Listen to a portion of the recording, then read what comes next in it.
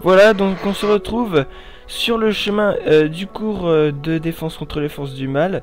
Voilà, on continue à suivre Ron qui est maintenant tout seul vu qu'Hermione s'est empressée d'aller voir le professeur Lockhart. Et on tombe sur deux élèves de Poudlard qui discutent. Il y en a un qui fait tomber un vase et qui le casse. Et Harry, bien sûr, est au mauvais endroit, au mauvais moment. Remarquerez que les effets de lumière à travers les fenêtres sont vraiment magnifiques, vous voyez derrière là. Voilà, donc Harry tombe sur Rusard qui l'engueule. Car Rusard croit évidemment que c'est Harry qui a fait tomber ce vase qui est évidemment d'une valeur inestimable au milieu d'un couloir sur une table, évidemment. Donc là voilà, on nous parle un peu de Rusard et de son petit chat, Miss Teigne, qui est vraiment une teigne. Et là on voit que c'est assez fidèle au livre et au film car on voit Harry qui entend des voix. On entend cette voix bizarre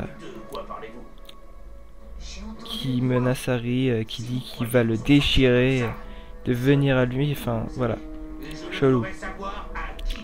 Donc voilà, donc Harry après cette petite engueulade continue le chemin pour aller au cours de défense contre les forces du mal. Cela ne va bien sûr pas nous arrêter pour aller chercher les bonus qui se trouvent dans le chaudron. Ici, voilà, hop. Et on va assister au cours. Donc vous allez voir que les cours se déroulent comme dans le premier. Vous avez une reproduction de symboles et ensuite la mise en application du sort que vous venez d'apprendre. Mais vous allez voir que la reproduction est légèrement, enfin même totalement différente de celle qu'on avait dans le premier jeu. Donc vous allez voir ça dans quelques instants avec le professeur Lockhart, qui est bien sûr le plus modeste de tous les professeurs. Donc Harry est sélectionné pour être le premier à tester son exercice de reproduction ainsi que sa mise en application du sort.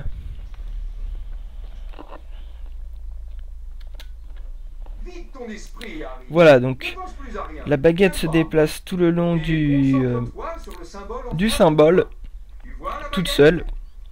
Et là vous avez juste à reproduire les flèches qui se trouvent sur le chemin de la baguette. Ce n'est pas difficile du tout, il suffit d'avoir un bon timing, etc. Et moi je trouve ça un peu dommage vu que dans le 1 il y avait du challenge à reproduire les symboles avec la souris, c'était assez chaud de faire des points. Donc voilà, 3 niveaux, niveau 1 5 points, niveau 2 10 points, niveau 3 15 points, il n'y a pas de niveau 4. Voilà, donc vous enchaînez les flèches et de niveau en niveau, plus vous montez de niveau, plus il y a de flèches.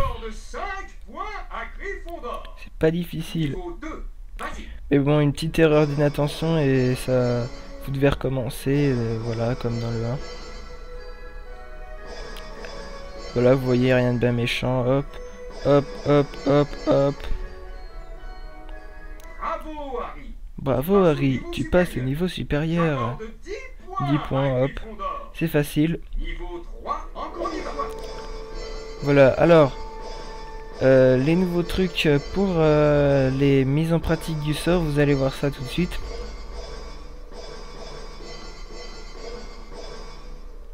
Très bon travail, Harry. N'es-tu pas ravi qu'une personne comme moi ait pris la peine de t'enseigner quelque chose? Tu viens de réussir l'exercice.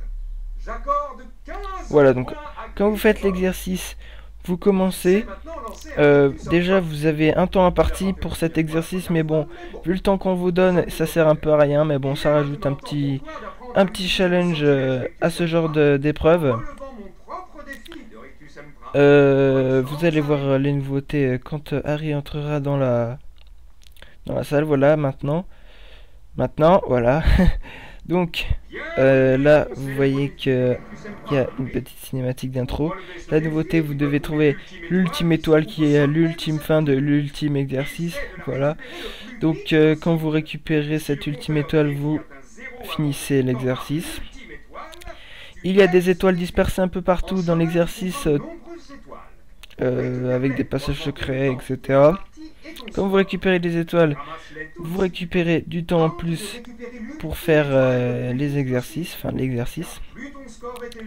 Et voilà, il y a plus d'étoiles à récupérer que dans le premier. Et plus vous... au fur et à mesure des exercices, vous avez plus d'étoiles à récupérer. Alors pour commencer, vous avez évidemment les sorts du premier, plus le sort que vous venez d'apprendre. Voilà, donc vous voyez une nouvelle créature, le crabe de feu, hein. Donc je sais pas ce qu'ils ont trouvé en commun avec le crabe. Moi j'aurais appelé ça une tortue de feu, enfin bref. Donc voilà le crabe de feu, il y a des emplacements prévus à ce que vous lanciez un crabe de feu dedans, qui va vous permettre de débloquer une porte qui est fermée évidemment. Donc voilà, hop, un petit Rictus Sempra, un petit Flipendo et c'est torché, donc rien de bien difficile. Vous arrivez, vous prenez l'étoile. Alors là, vous avez une espèce de dalle avec 2 pas. Et bien vous vous mettez dessus et ça soulève la plateforme que vous avez là. Voilà donc un coffre. Ouais, là il y a une carte qui sort. Donc je vous ai dit, les cartes sont beaucoup moins rares dans cet épisode là. Là je me suis raté. Hop, un petit crabe de feu, on va le calmer avec un petit Rictus Sempra. Allez hop. Et là vous avez une choco-grenouille qui va tenter de s'échapper. Regardez ça, elle vous esquive. Donc vous attendez qu'elle se déplace et hop, vous la chopez.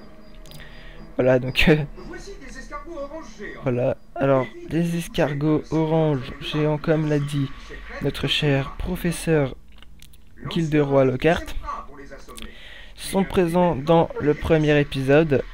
Mais vous ne pouvez rien faire car vous ne possédez pas le sort qui est Rictus Sempra. Donc voilà, maintenant, hop, un petit Rictus Sempra. Le crabe arrête d'avancer avec son acide mortel. Et vous le mettez dans l'emplacement prévu à ce qu'il soit dedans. Alors, une nouveauté dans cet épisode, c'est que plus vous avancez dans le jeu, et quand vous rencontrez des escargots géants, et bien plus ils sont agressifs, ils vous foncent direct dessus à une vitesse pas possible. Donc je me suis dit à la fin du jeu, waouh, c'est chaud quand même. Voilà, une difficulté en plus. Le jeu suit évidemment le public pour lequel il est destiné, hein, donc la difficulté n'est pas très difficile.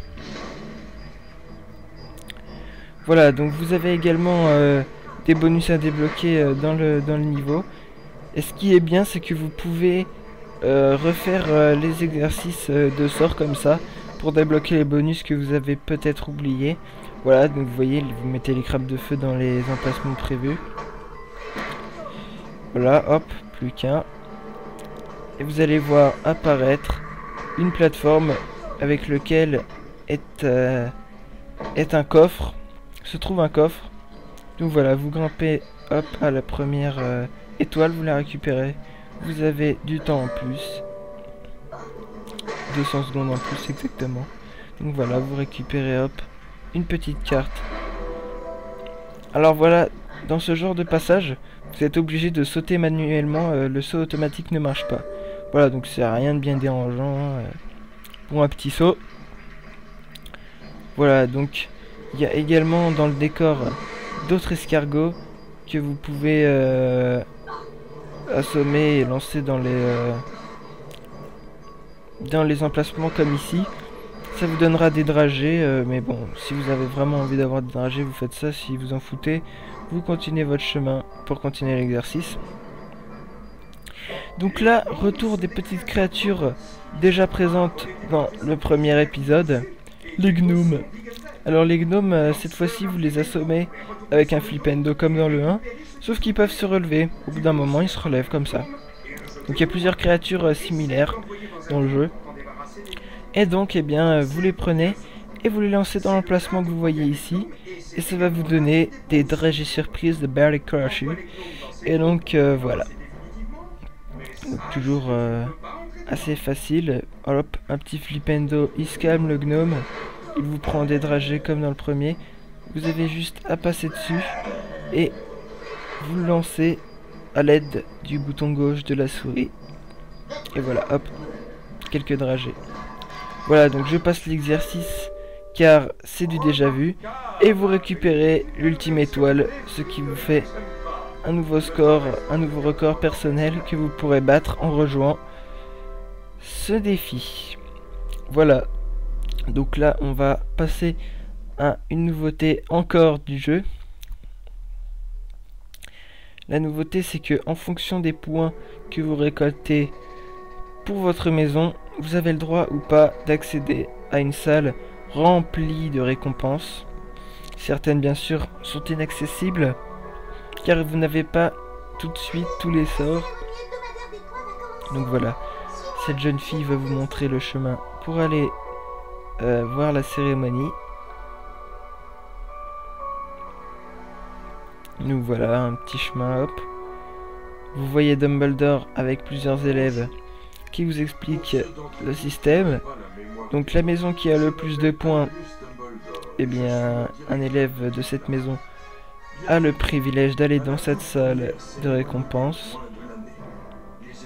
Vous pouvez remarquer au passage que Dumbledore est mieux modélisé que dans le premier.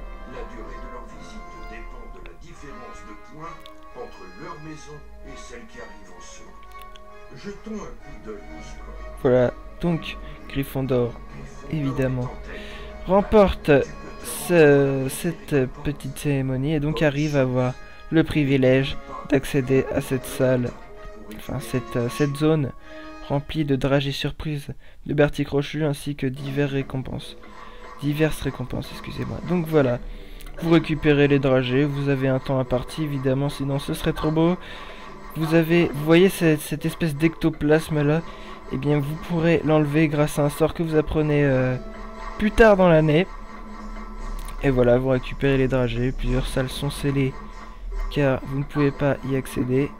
Et voilà, vous récupérez, voilà. Donc maintenant je vais vous parler du sport magnifique et le Quidditch. Il est quelque peu différent du Quidditch que vous voyez, que vous avez dans le premier jeu. Là, votre personnage suit automatiquement la cible et vous avez juste à le déplacer de haut en bas, de gauche à droite, grâce aux touches directionnelles. Voilà, donc quand votre main est tendue vers le vif d'or, vous appuyez sur le clic gauche pour l'attraper. Malheureusement, je n'ai pas eu le temps, enfin je n'ai pas eu le réflexe de le faire. L'attrapeur qui était contre moi a eu plus de réflexes que moi. Donc là, je vais vous laisser cette petite cinématique et on se retrouve ensuite pour la conclusion. Ils ont des nouveaux balais et on dirait que ce sont... Oui, c'est ça, ce sont des Nimbus 2001. Oui, je sais. Visiblement, Lucius Malfoy s'est montré extrêmement généreux. Tu as nos nouveaux balais, Wesley? Qu'est-ce que tu fais là, Malfoy? Je suis le nouvel attrapeur des Serpentards. Peut-être qu'un jour, les Gryffondors pourront se payer de nouveaux balais. Au moins, aucun Gryffondor n'a payé pour faire partie de l'équipe. C'est pour leur talent qu'ils ont été choisis. Personne ne t'a demandé ton avis, espèce de Sonbourg. Cette fois-ci, tu vas le payer, Malfoy. Moi, au moins, je peux me le permettre, Wesley. Alors que toi... Laisse, Ron. Il n'en vaut vraiment pas la peine.